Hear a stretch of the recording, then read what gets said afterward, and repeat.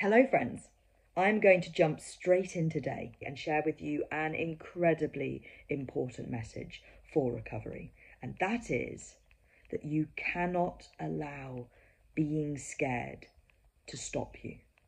You can't.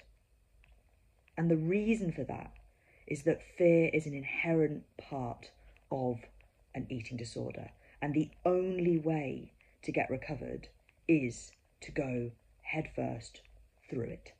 If you want to recover, if you know realistically that life is going to be better, easier, more peaceful, just more joyful from start to finish without an eating disorder in it, then you have to let yourself be scared, terrified. You have to. And I think when you spend time looking and listening to people who have come through the journey, people like myself who are recovered, it can be very easy to see the action taking and not see the battle, the terror, the emotional overwhelm, which is so viscerally present when you are actually in it. But it's so important to remember that anyone who has recovered has been through that fear, has felt that terror, has felt scared, and has done the opposite, has moved through it. And it's so important to remember that. It's so important as well to hold on to that when you are planning things, when you're thinking, right, okay, today's the day, I'm doing it, I am smashing it. And tonight, yes, I am going to go out for that meal. I'm going to go and I'm going to have exactly what I want off the menu and I'm going to do it. But right now, I'm going to go. And you've got all these amazing plans. You're like, right, I'm doing it. It's so important to also remember that there is going to be fear present. Because it's so easy when you're away from the decision making to have all of that motivation, all of that fire, all of that clarity of thinking. And then when you get to the point of decision making, there's just fear. And it's almost like, and I remember this myself, it's almost like this endless cycle of kind of going, right, I'm going to do it. And then you get to the moment, it's like, oh, fear, okay, no. And then you come away and you're like, oh, should have done that. Right, I'm going to go and do it. And then you get to the point of decision making and there's fear. And then it's like, no. So it's so important that you understand that you have to move through the fear, that fear is part of an eating disorder and that the only option in recovery is to go through it. There is no special route that involves bypassing the fear. You know, there's no secret trapdoor. There's no snakes and ladder style ladder that takes you from number 2 to number 99. There isn't. You have to go the whole way. You have to go through the fear in order to be able to get to the place where you are recovered. Because the amazing thing about fear is that when you refuse to listen to it, it dissipates. When you show your brain through your actions that that fear is not necessary, it's not valid, actually what your brain does, because your brain is incredible, it goes, oh, okay, right, we don't need fear there then. And that fear resides, that fear dissipates, and you end up doing those things. And actually, I'll be honest, you end up doing those things and barely even being able to relate to the person who used to be scared of it. I very much feel that. At the moment, I'm going through my quitting quasi journal with a view that I'd love to be able to share it with you guys. And honestly, I just can't relate. I just can't, on a personal level, relate to the person who had so many fears. There was so much terror at so many different levels about so many different things, which now are just about as far from scary as you could possibly wish to get. And so now it's not just from that neural rewiring perspective that I don't feel the fear, it's that I don't even relate to the concept of that being scary. But this is the deal with fear. You have to go through it. You have to choose to move into the scary space, to do the thing despite the fear, to feel scared in order to show your brain it's okay, that fear is not valid. And the thing with fear is that fear is a protection mechanism. And it's a really useful one. It's a really useful one. There are lots and lots of situations where it's incredibly helpful to be scared. Whether that's that, I don't know, there's a fire or that you're dangling off a side of a building, or that there's a bear in your living room. Like, there are lots of examples of times where it's incredibly helpful to have fear, and to have that fear, and where that fear is playing a very, very useful role as a protection mechanism.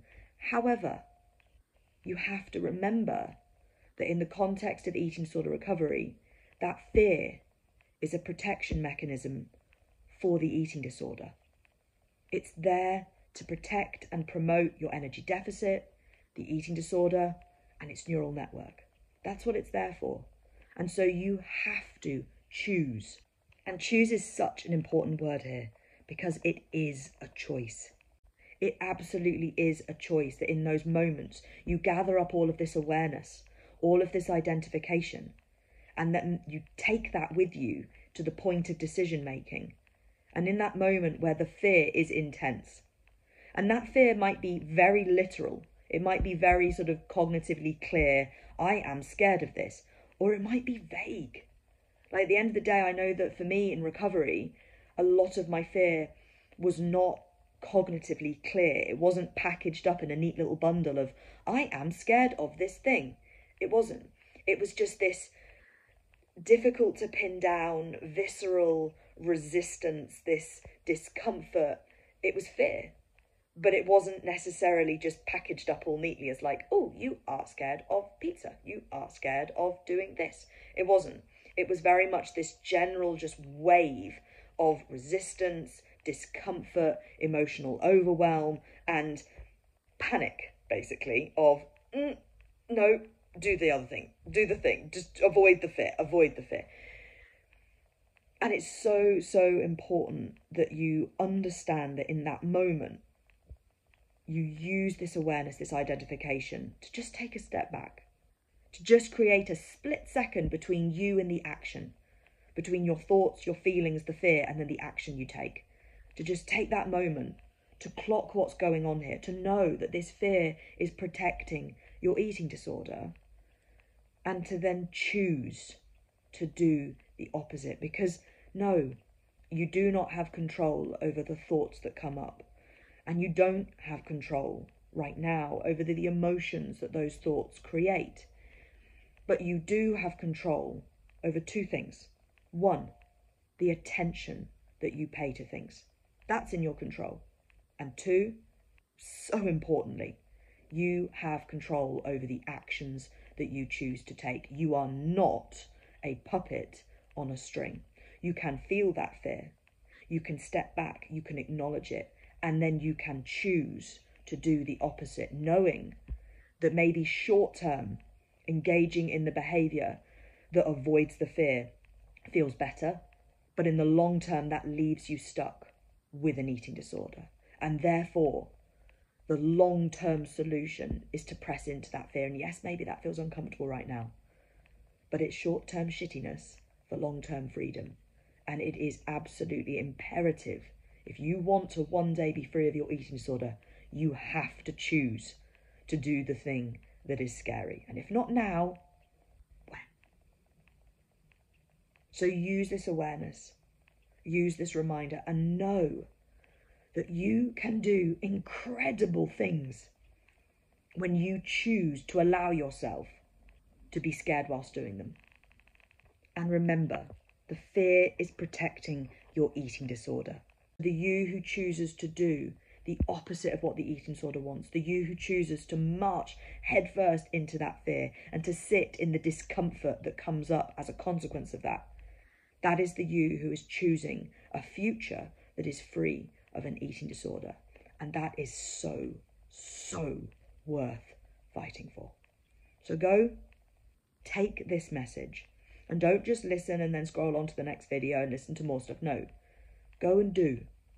Because it is what you do that drives change. It is what you choose to do today that determines the trajectory of tomorrow. And your actions, your behaviours, have so much power when it comes to shifting fear and to moving through fear and to dissipating fear. So go, do.